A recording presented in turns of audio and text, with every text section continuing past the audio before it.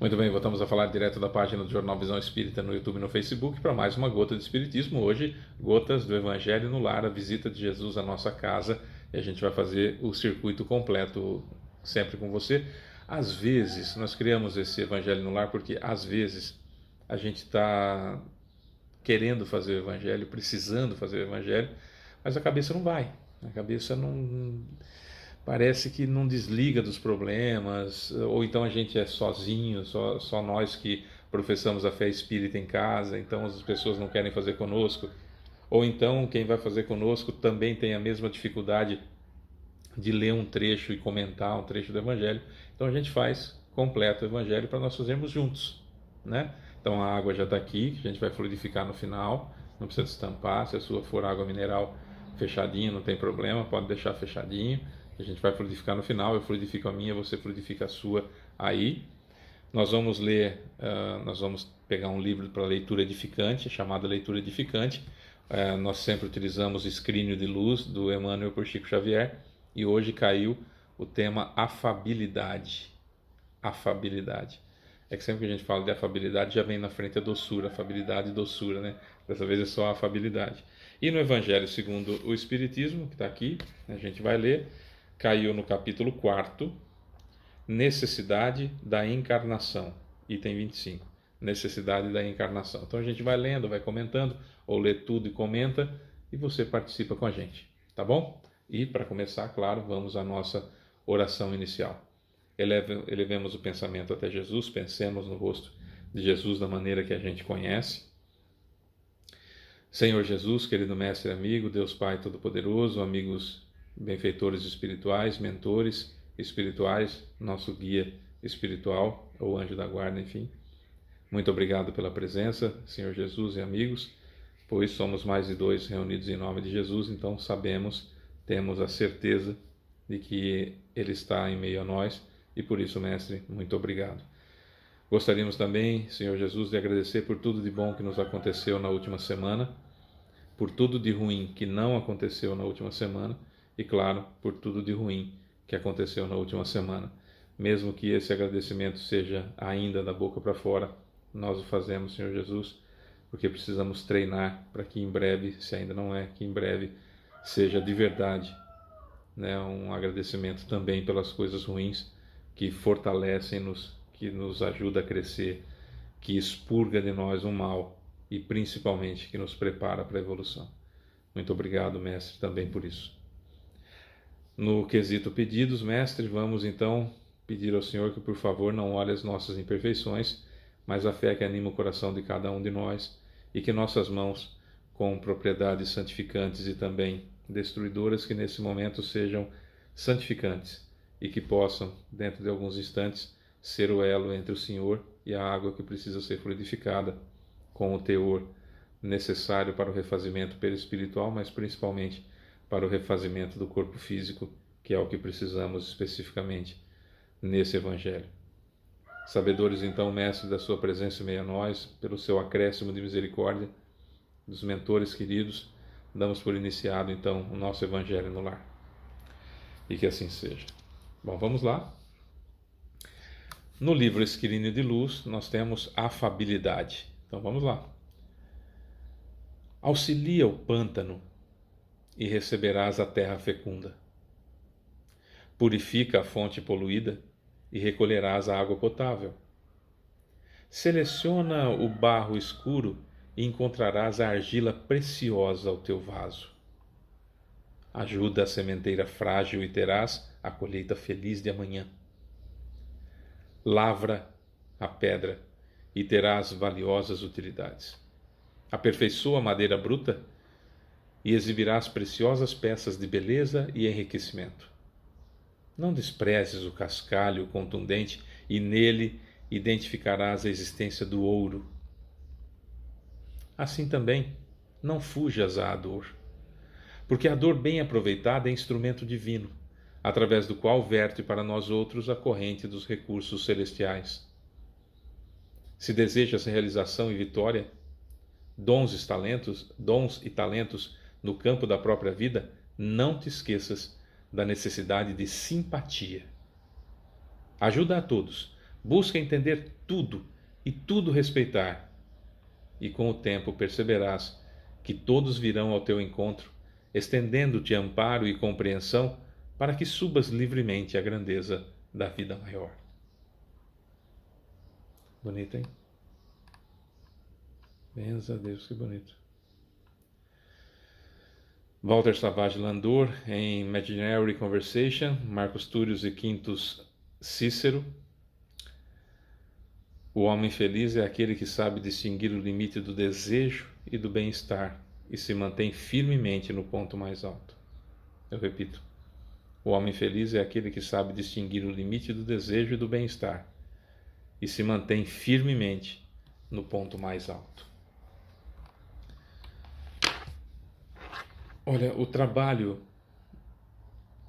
como um todo sempre foi para nós, até mesmo pela tradição judaica cristã, ou pela tradição judaica que deu origem depois à tradição cristã, já maculado o cristianismo com essa herança, mas enfim, sempre tivemos a ideia de que o trabalho é algo penoso, é algo de certa forma um castigo divino. Claro que não existiram Adão e Eva da forma que está na Bíblia, claro que não. A Terra tem 13,7, a Terra tem 4,5 bilhões de anos, né? Pelo menos. E os dinossauros foram extintos há 65 milhões de anos. E se nós levarmos a cronologia da Bíblia em conta, nós vamos encontrar Adão e Eva há 6 mil anos. Então, esquece. Não, da forma que está na Bíblia não existiram. É uma ideia importante do degredo, do fato de estarem na presença de Deus e aí não cumprirem normas, etc, etc. Não vou entrar no caso. O que eu quero dizer aqui é o seguinte: quando Adão e Eva e Adão acabaram desobedecendo às ordens divinas, eles foram trazidos à terra, expulsos do paraíso, trazidos à terra, onde tinham que trabalhar para conseguir as coisas. Então toda a ideia judaico-cristã sempre teve como característica de que o trabalho ele é uma punição divina. Então muitos de nós vivemos naquela ideia de que temos que trabalhar para ter férias. Que temos que trabalhar para chegar ao final de semana. Né? Vivo para amealhar e gastar no final de semana. Amealhar no ano para gastar nas férias. Buscando as férias como sendo um momento de felicidade. Quando precisamos entender os frutos do nosso trabalho. Auxilia o pântano e receberás a terra fecunda. Purifica a fonte poluída e recolherás a água potável. Tudo isso dá trabalho. Trabalha no pântano do seu coração, do coração das pessoas, pântano de verdade, e vamos receber terra fecunda. Vamos purificar a fonte da água poluída e vamos ter água potável. Vamos purificar também o nosso coração, vamos selecionar o barro escuro para achar argila onde que está lá.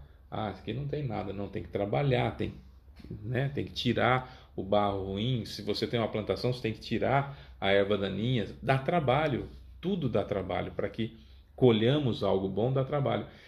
E na vida a gente age um pouquinho diferente.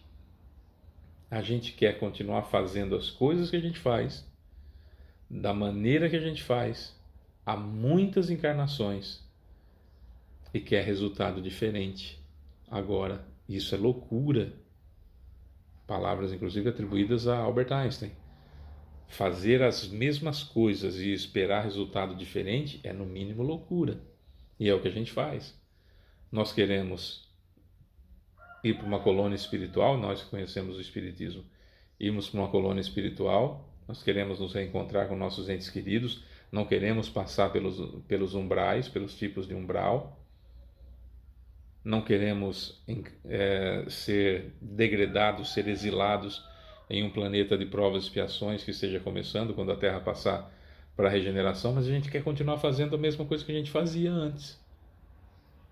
Aqueles equívocos que nós cometemos séculos após séculos e que a gente não muda.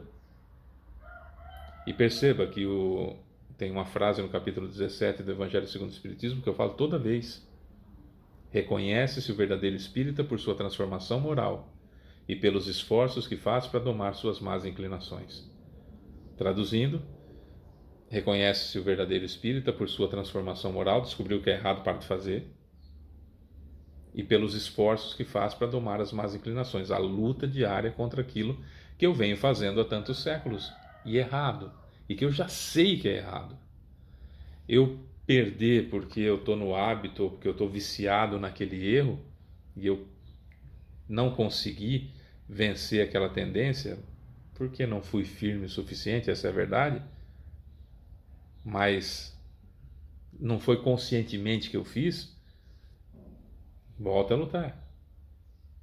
Volta a lutar.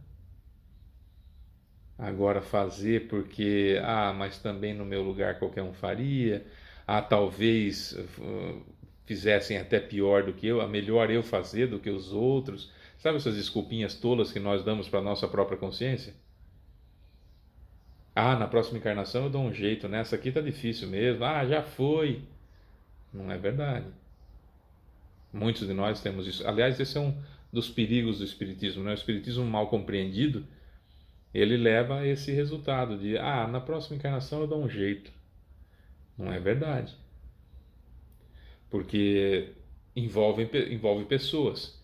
E envolvendo pessoas, será que todo mundo que eu preciso me reconciliar, por exemplo, todas essas pessoas estarão dispostas a encarnar perto de mim outra vez para me dar outra chance para que isso aconteça?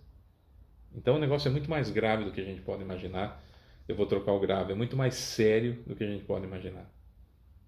O que nós precisamos entender é que o trabalho, seja ele no campo do ganha-pão de cada dia, seja ele no campo assistencial, seja ele na reforma íntima, que dá muito trabalho, na convivência, que dá muito trabalho, eu preciso ajudar, eu preciso modificar como está lá. Eu preciso ajudar a sementeira frágil para ter uma colheita feliz amanhã. Eu preciso lavrar a pedra para ter valiosas utilidades com ela. Tenho que aperfeiçoar a madeira bruta para ter peças de beleza e enriquecimento. Tenho que chafurdar, fuçar, peneirar o cascalho, senão não vou encontrar ouro lá dentro. Eu me lembro muito, nossa, isso era pequenininho, e tinha um movimento na Igreja Católica, quando eu fui católico, que chamava GEM 2 e GEM 3. GEM 3 era na idade que eu estava, que era 10, 11 anos, e o GEM 2 eram os adolescentes. Não lembro exatamente o que significava GEM.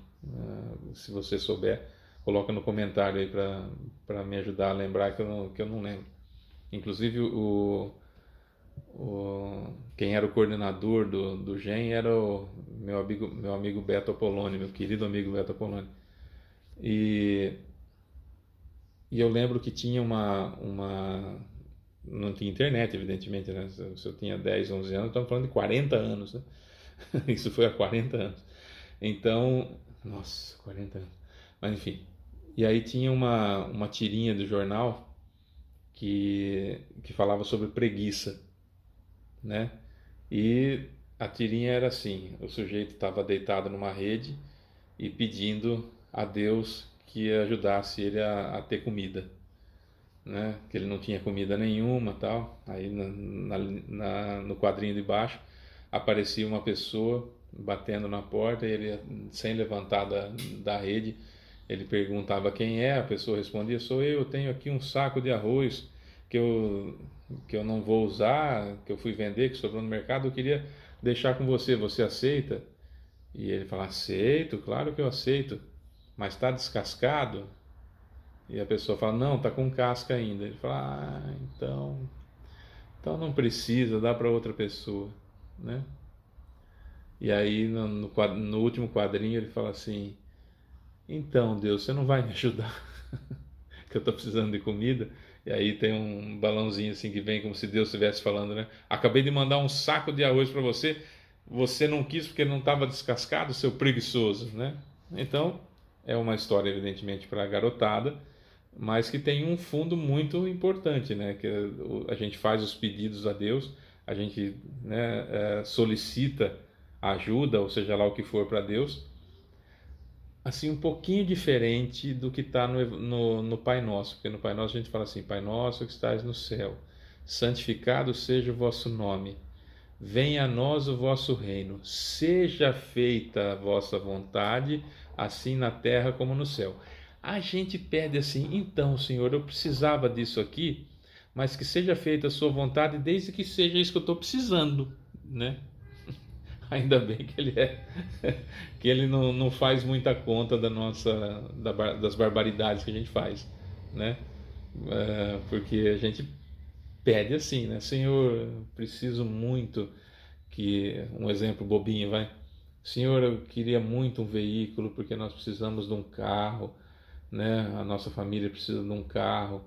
Então, gostaria muito de pedir para o Senhor, desde que seja uma Mercedes conversível vermelha, automática, e a partir do ano 2015, né? Porque se for antes disso, não vai ser bom, não. Eu queria essa, né, Senhor? Então, seja feita a sua vontade, desde que seja uma Mercedes vermelha conversível, a partir de 2015, automática.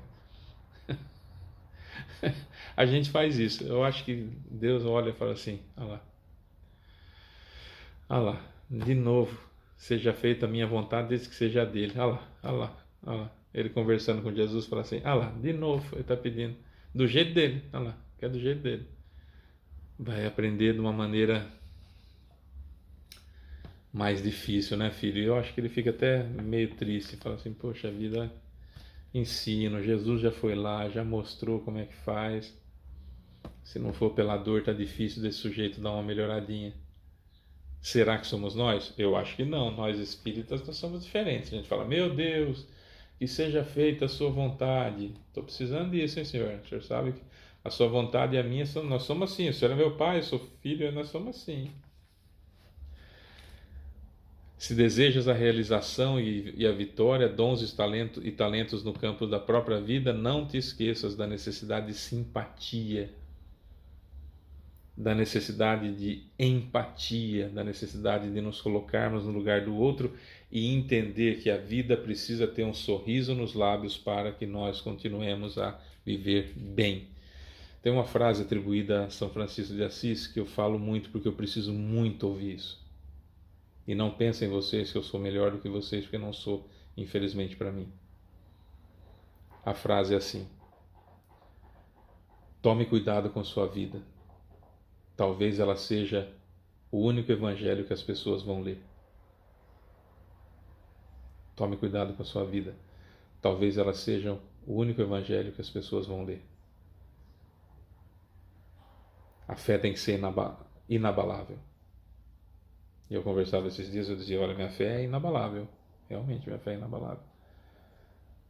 Diante de certos problemas, a minha dor, o meu sofrimento, ela é pelo sofrimento alheio, pelas dores que podem acometer a outra pessoa, e não por um medo que afetasse qualquer coisa da minha fé. Precisamos ter essa fé inabalável, para que as outras pessoas que não leiam o Evangelho vejam no nosso comportamento o Evangelho do Cristo. Será que a gente consegue isso? Treinando, sim. E treinar todo dia, né? Vamos lá, Evangelho segundo o Espiritismo, capítulo 4, necessidade da encarnação, item 25. É um castigo a encarnação e somente os espíritos culpados estão sujeitos a sofrê-la? Perceba que na pergunta, Kardec já coloca que a encarnação é sofrida, e se é uma punição só para os maus. É um castigo a encarnação e somente os espíritos culpados estão sujeitos a sofrê-la? Resposta: a passagem dos espíritos pela vida corporal é necessária para que eles possam cumprir, por meio de uma ação material, os desígnios cuja execução Deus lhes confia. É-lhes necessária, a bem deles, visto que a atividade que são obrigados a exercer lhes auxilia o desenvolvimento da inteligência. Sendo soberanamente justo, Deus tem de distribuir tudo igualmente para todos os seus filhos. Assim é que estabeleceu para todos o mesmo ponto de partida, a mesma aptidão, as mesmas obrigações a cumprir e a mesma liberdade de proceder, livre-arbítrio. Qualquer privilégio seria uma preferência, uma injustiça, mas a encarnação, para todos os espíritos, é apenas um estado transitório. É uma tarefa que Deus lhes impõe quando iniciam a vida, como primeira experiência do uso que farão do livre-arbítrio. Os que desempenham com zelo essa tarefa transpõem rapidamente e menos penosamente os primeiros graus da iniciação e mais cedo gozam do fruto de seus labores. Os que, ao contrário, usam mal a liberdade que Deus lhes concede, retardam a sua marcha, e tal seja a obstinação que demonstrem, podem prolongar indefinidamente a necessidade de reencarnação, e é quando se torna um castigo. A resposta foi de São Luís, em Paris, em 1859. Então vamos lá. A encarnação. Percebam que a pergunta é sobre encarnação e não reencarnação. A pergunta é sobre encarnação. O que isso significa? Que no momento em que o princípio inteligente, que saiu lá do reino mineral, passou, foi individualizado e passou por todo o reino vegetal, passou por todo o reino animal, em todos os mundos, e ficou preparado para se transformar em espírito, que a gente não sabe como isso acontece. Quando ele foi transformado em espírito, ou seja, surgiu, nasceu, foi criado como espírito, a partir daí não tem mais fim. Mas não tem encarnação nenhuma, está ali, era um princípio inteligente, agora virou um espírito. Tá, eu faço o quê? Encarno. Tá, mas e os primeiros, como é que foram? Na Terra havia um grupo de primatas chamado Australopithecus nanicus, naquela escala do Darwin, sabe, do macaquinho, na escala do Darwin, o primeiro macaquinho chama Australopithecus nanicus. Havia um grupo de Australopithecus nanicus, um clã, vamos colocar assim, uma organização, uma sociedade de Australopithecus nanicus, e aí tinha lá, vamos supor, 100 indivíduos. E aí um dos indivíduos formou um casal com outro indivíduo e o Australopithecus nanicus, fêmea, ficou grávida. Vamos pegar um princípio inteligente e pôr ali? Não, vamos colocar o espírito recém-criado ali, porque ele não tem experiência nenhuma. Ele vem do reino mineral, ou seja, o princípio inteligente que deu origem a ele veio do reino animal, então vamos colocar aqui. De 100 indivíduos, um é espírito, os outros 99, princípio inteligente. E assim vai, e assim vai. Durante algum tempo, alguns estudos apontam inclusive para milhares de anos, chegou um momento que tinha lá, num clã de 100 indivíduos, 50 espíritos, 50 princípio inteligente convivendo. Até que chegou um momento que só tinha espíritos. A partir do momento que só tinha espíritos, e aí já foram várias reencarnações, aí já tem o re na frente, reencarnações, aí cada vez que desencarnava um sujeito com o perispírito no formato de Australopithecus nanicus, fazia uma cirurgia, uma operação lá no plano espiritual, e aí o que veio na sequência já não era mais Australopithecus nanicus, já era um pouquinho maiorzinho na escala do Darwin, certo? E assim sucessivamente até o que acontece agora. E agora virão outros espíritos mais evoluídos, de mundos mais evoluídos, que vão encarnar, já estão desde 1970, já encarnando na Terra, e muito mais agora a partir de 2025, muito mais frequentemente, que vão trazer algumas alterações perispiríticas para modificar o ser humano por dentro, principalmente, né? Que vai ser mais uma evolução da espécie humana. Então, estou passando bem sucintamente, mas principalmente Divaldo Pereira Franco fala com o Manuel Filomeno de Miranda nos livros que tratam sobre a transição planetária, sobre isso que está acontecendo, tá? Então, só para a gente entender. Encarnação, como começou? Começou lá, no caso da Terra, lá nos Australopithecus nanicus. Certo? Por que há necessidade de reencarnação? Porque aí vai aprendendo. Está lá o Australopithecus nanicus, que é espírito, e aí ele deu uma paulada na cabeça do outro e matou. Então, não tem livre-arbítrio, ele não aprendeu ainda. Ele vai sair quando ele sair do corpo, quando o corpo dele morrer, ele sair do corpo, vai ser explicado. Não pode matar, tá? Tá aqui, ó. Vamos colocar na sua consciência. Não pode matar, porque ao matar você cria essa dívida, assim, assim, assim, assim, assim, explica tudo. E assim com todos os erros que são cometidos durante todo ou quase todo o período em que o planeta, em que o espírito está habitando um planeta primitivo. Ou seja, durante todo o estágio em um planeta primitivo, que a Terra já foi, inclusive, todo o estágio de planeta primitivo, nós não temos responsabilidade pelo que a gente está fazendo. A gente vai aprendendo, é o experiência e erro. Eu fiz e fui informado, assim está errado, não pode. Ou seja, durante todo o nosso estágio em um mundo primitivo, foram escritas na nossa consciência as leis divinas, o que pode e o que não pode. Então, nós sabemos o que é certo e o que é errado. Está na nossa consciência. A reencarnação, ou aí no caso a reencarnação, só passa a ser um castigo quando eu dou desculpas para continuar fazendo aquilo que eu sempre fiz. Então, se eu passei todo o período do planeta primitivo aprendendo, escrevendo na minha consciência a lei divina, quando eu chego no planeta de provas e expiações, quando eu começo a estagiar e reencarnar em planetas de provas e expiações, exercendo meu livre-arbítrio pleno, colocando em prática aquilo que eu aprendi no mundo primitivo, sendo responsabilizado pelos equívocos que eu cometo, eu sigo a senda do bem ou eu recalcitro no erro. O que é seguir a senda do bem? Cometi um erro, desencarno e falo, nossa, eu cometi aquilo, meu Deus do céu. Já estou me arrependendo, já estou espiando, já estou me colocando à prova e já vou reparar. É bem simples, é sem dor.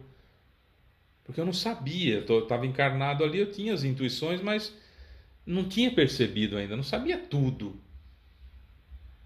As leis estavam escritas na minha consciência, mas tinha coisas que só no mundo de provas e expiações que eu fiz, que eu não fazia na época do mundo primitivo. Claro que se eu analisar friamente, isso só acontece lá no plano espiritual, eu falo, nossa, olha aqui, estava na cara que eu não devia fazer. Mas enquanto eu estou encarnado aqui, passa. Eu não sabia que era errado. Só quando estou fora do corpo. Isso é evoluir rápido na senda do bem. Descobrir que é errado, para de fazer. E vamos seguir em frente. O que é recalcitrar no erro? E a gente começa a perder tempo e a reencarnação passa a ser um castigo. Quando eu descubro que é errado, mas eu gosto de fazer. Ah, mas eu gosto. Quer um exemplo simplesinho? Vamos trazer para o centro espírita. É um absurdo eu fazer um evento espírita regado a bebida alcoólica. Certo? É um absurdo.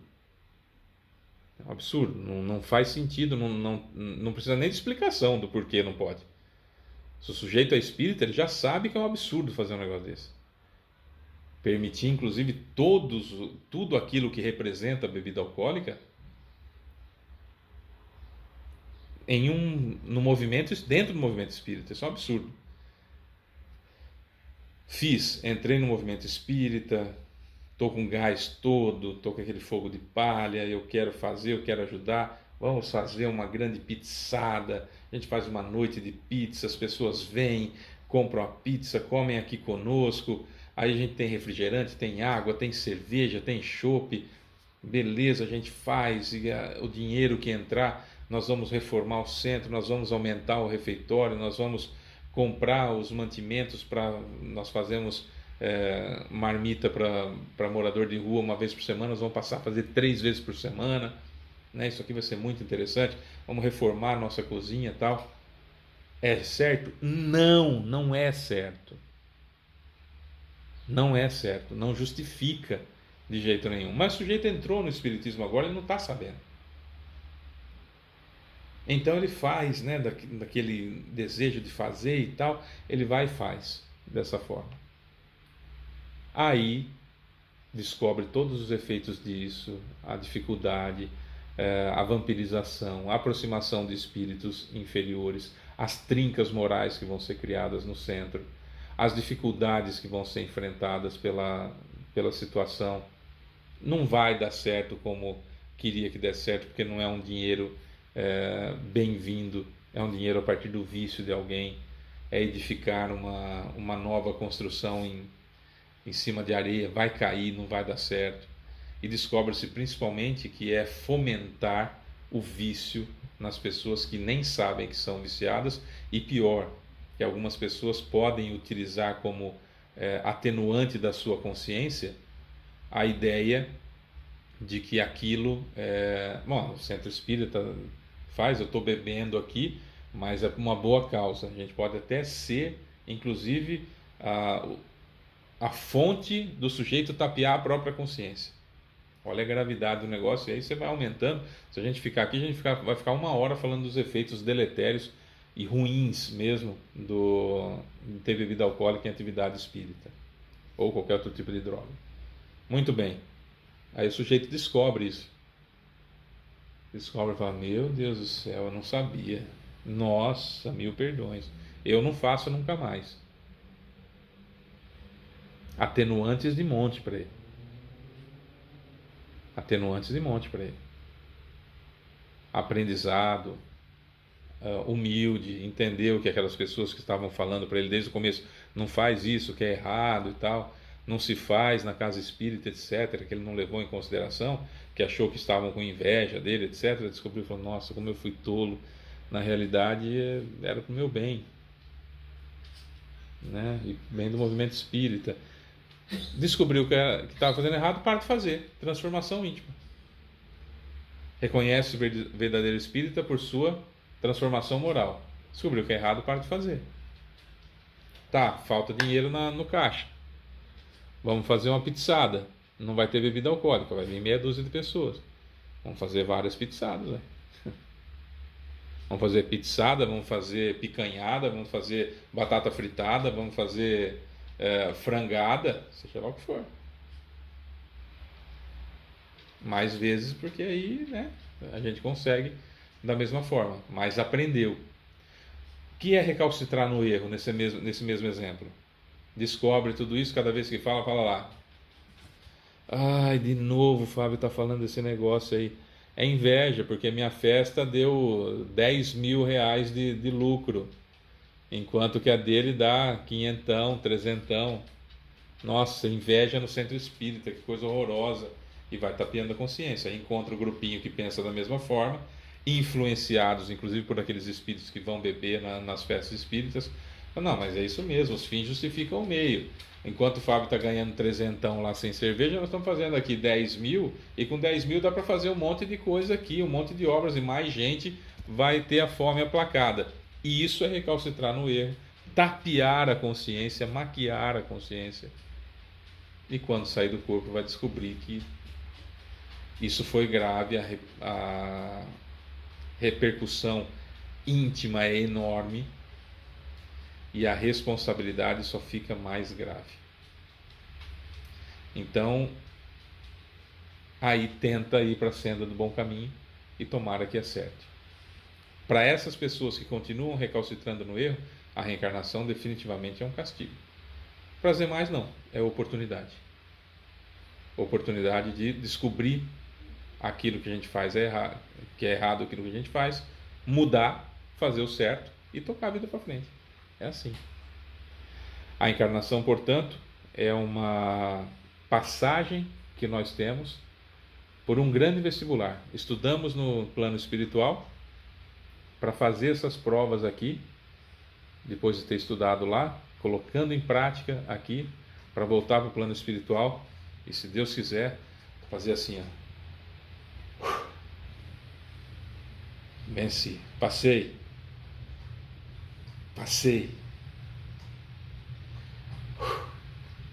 Deu certo. Boa sorte para todos nós, né? Para todos nós. Vamos fluidificar a água.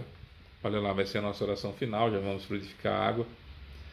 Não precisa abrir, e não sou eu quem fluidifica a sua água, tá? É você mesmo. Precisa estender a mão para a água? Não. Nem para passe, não precisa esticar a mão. É que se você não esticar a mão na hora de transmitir o passe, quem não entende, quem entende o espiritismo só superficialmente, e que merece o passe da mesma forma, apesar de conhecer superficialmente, vai pensar que nem tomou passe e vai bloquear até os efeitos, né? Eu me lembro um dia que nós fomos aplicar um passe num centro espírita em Américo Brasilense e a sala era muito apertada e eu fiquei na ponta, então não consegui ficar. Eu sempre gosto de aplicar o passe atrás da cadeira, não precisa, não tem lugar. Eu prefiro por uma questão da pessoa não ficar prestando atenção em mim, não ficar uma pessoa sentada na altura da minha pelve, que eu não me sinto confortável com isso, né? Eu sou grandão, então não me sinto confortável. Eu me sinto confortável atrás da cadeira lá, que eu posso me concentrar tudo direitinho e nem prestar atenção em quem sentou na minha cadeira, enfim, porque eu estou ali como um instrumento, né?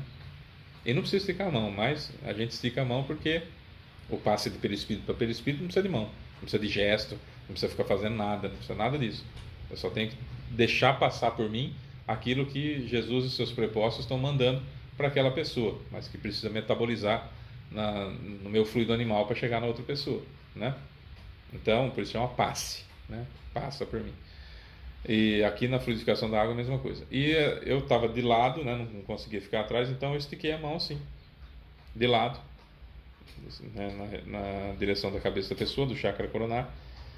E aí apliquei o passe ali tudo direitinho, tal, terminou o passe, né? Vieram outras pessoas, tudo. Quando terminou, ela falou assim: você poderia me dar um passe de novo? Porque você não me deu o passe direito, você só colocou uma mão. Colocou uma mão só. Estava muito fraco o passe, eu queria um passe forte. Ela era bem mais velha que eu, né? Não tinha aprendido até aquele momento. Eu ia querer ser prepotente o suficiente para falar assim: não, você tomou o passe, você que está bloqueando. Ou eu falava assim: não, vamos lá, me desculpa, que o importante é você tomar o passe. E ela recebeu, ela não bloquear os fluidos que a gente estava mandando para ela. Mais importante era o passe do que o Fábio, né? A gente precisa aprender isso às vezes, né? Todo dia a gente consegue fazer isso? Não sei, mas naquele dia eu consegui.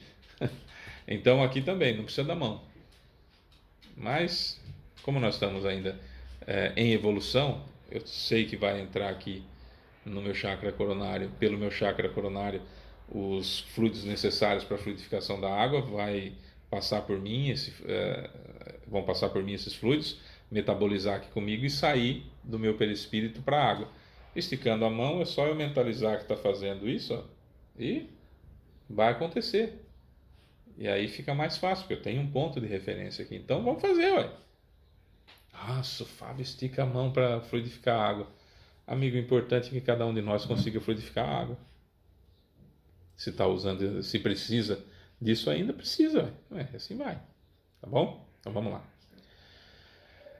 Senhor Jesus, querido Mestre amigo, Deus Pai Todo-Poderoso, amigos benfeitores espirituais, mentores espirituais, nosso guia espiritual, muito obrigado pela presença, muito obrigado, Senhor Jesus, pela visita mais uma vez, por seu acréscimo de misericórdia, a gente agradece por isso. Gostaria de mais um pedido, Senhor Jesus, como sempre fazemos, que o Senhor nesse momento não olhe as nossas imperfeições, mas a fé que anima o coração de cada um de nós, e que as nossas mãos santificadoras e destruidoras, que nesse momento se tornem apenas pacificadoras, se tornem apenas fluidificadoras, se tornem apenas elo entre o seu amor, o seu carinho e a água que precisa ser fluidificada. Que cada um de nós possa ser instrumento, Mestre, e com o menor entrave possível, não por nosso merecimento, mas, repito, por um acréscimo de sua misericórdia que imploramos de coração. Que essa água receba os fluidos necessários para o refazimento do nosso perispírito, e em especial hoje, Mestre, pedimos que seja também para a reestruturação física do corpo físico de alguém que precisa muito. Pedimos nesse momento, Senhor Jesus, empenhando algum crédito que possamos ter, para que nesse momento a água seja fluidificada com esse poder curativo também do corpo físico. Isso cada um de nós, Mestre, por suas inúmeras razões individuais, mas que imploramos a sua misericórdia nesse momento, do fundo do coração, Mestre, do fundo do coração. Pai eterno e Deus Todo-Poderoso, Senhor Jesus, querido Mestre e amigo, benfeitores espirituais, a nossa gratidão pela oportunidade que tivemos hoje de aprendizado e de fluidificação da água.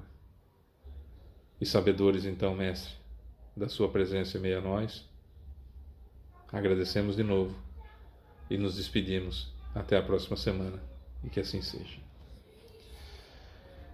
Então é isso, meus amores. Semana que vem tem mais Gotas de Espiritismo, Gotas do Evangelho no Lar, Visita de Jesus na nossa casa. Eu sou Fábio Pereira. Beijo enorme para você que fica. Tchau.